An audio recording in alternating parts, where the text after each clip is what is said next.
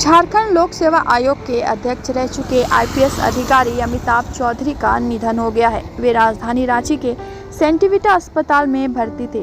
Engineering students से IPS और फिर बीसीसीआई तक का सफर तय करने वाले अमिताभ चौधरी किसी पहचान के मोहताज नहीं रहे। 6 जुलाई 1960 को इनका जन्म हुआ और 16 अगस्त 2022 को इनका निधन हो गया।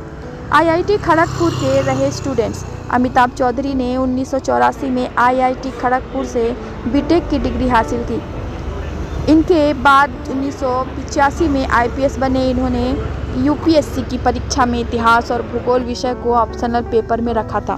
पहले ही प्रयास में इन्होंने परीक्षा पास की और आईपीएस श्रेणी में पूरे भारत में दूसरे स्थान को प्राप्त किया। बिहार कैंडल मिला इन्हें। चौधरी 1997 में रांची के एसएसपी बनाए गए। अलग राज्य बनने के बाद अपनी क्षमता, सूझबूझ और बेहतर टीम की बदौलत इन्होंने रांची की जनता के बीच से अपराधियों का खौफ खत्म किया, जिसे लोग आज भी याद करते हैं।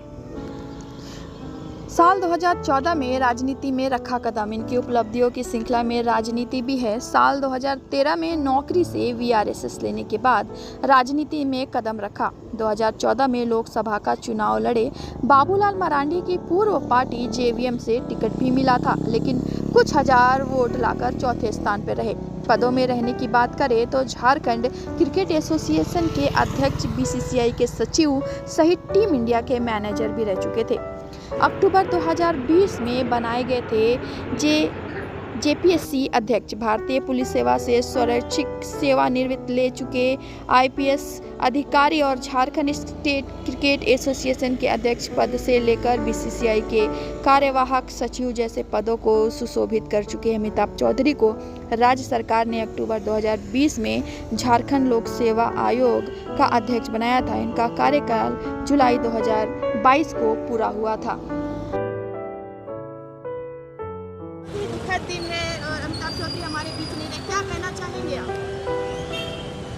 बहुत इस क्षति को पूरा करना बहुत ही मुश्किल कार्य है हम सभी झारखंड वासियों के लिए, लेकिन फिर भी ये भगवान का देन जो है ये है, तो बस हम यही कहना चाहेंगे और सबों को कि सब लोग ताकत से अमिताभ सर के सपनों को साकार करने का जो भी उनका अब लक्ष्य बाकी था, उन्होंने बहुत किया झारखंड के लिए, लेकिन जो भी है उस सपने को हम लोग मेंटेन रखें और झारखंड के खेल प्रेमियों को ये ना लगे कि खेल का स्तर गिर रहा है। हम लोग बहुत कोशिश करेंगे पूर्णतः कि उस स्तर को बनाए रखें और जो उनसे हम लोगों ने सीखा है उसके का अनुकरण करेंगे और चलेंगे। धन्यवाद।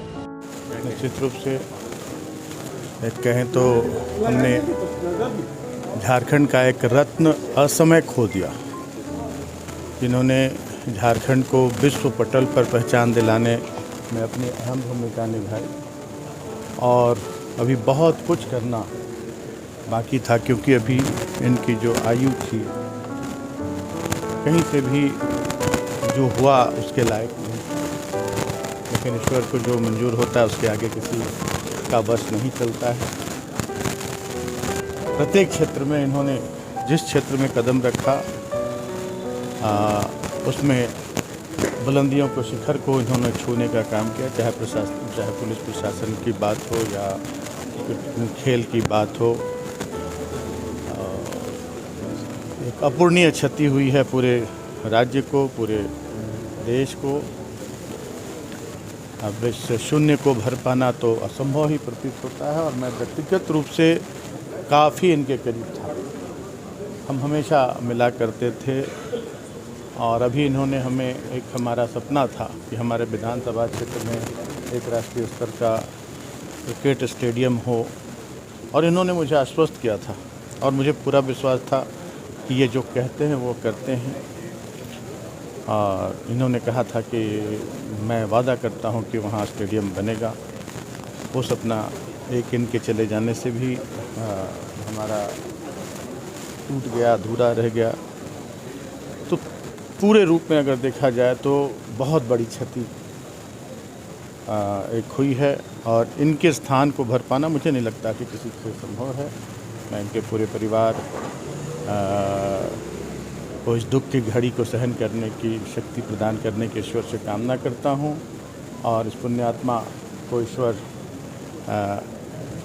चिर शांति प्रदान करे और फिर से इस पृथ्वी पर जरूर भेजे कि ऐसे पुरुषों की, ऐसे विभूतियों की ज़रूरत इस धरती को है। मंत्री जी, आपने उनके परिवार वालों से मिला?